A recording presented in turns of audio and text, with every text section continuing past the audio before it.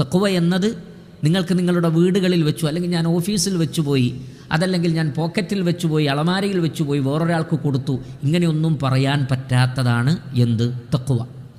അതുകൊണ്ട് തന്നെ യാത്രയിൽ നിങ്ങളുടെ കൂടെ തഖ്വ ഉണ്ടാവണം.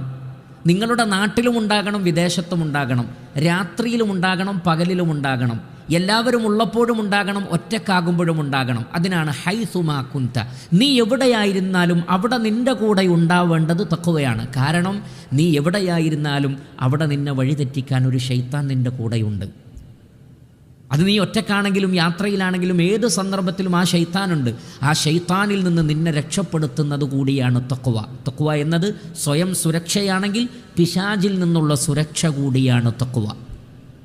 അതുകൊണ്ടാണ് യാത്രാ വിഭവം ഒരുക്കണം എന്ന് പറയുന്നിടത്ത് അള്ളാഹു പറഞ്ഞത് വതസവ്വദൂ ഫഇന്ന ഖൈറസ്സാദി തഖ്വ.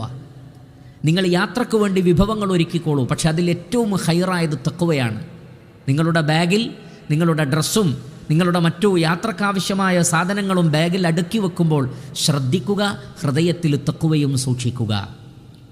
വലിബാസു തഖ്വ ദാലിക ഖൈർ, നിങ്ങൾ ധരിക്കുന്ന വസ്ത്രങ്ങളിൽ തഖ്വയുടെ വസ്ത്രമാണ് ഏറ്റവും ഖൈറായിട്ടുള്ളത്.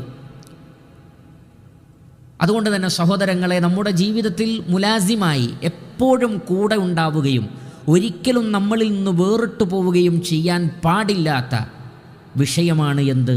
തഖ്വ. അതുകൊണ്ടാണ് നബി സല്ലല്ലാഹു അലൈഹി വസല്ലമ നിങ്ങൾ എവിടെയായിരുന്നാലും അള്ളാഹുവിനെ സൂക്ഷിക്കണമെന്ന് പറഞ്ഞിട്ടുള്ളത്. ഇത്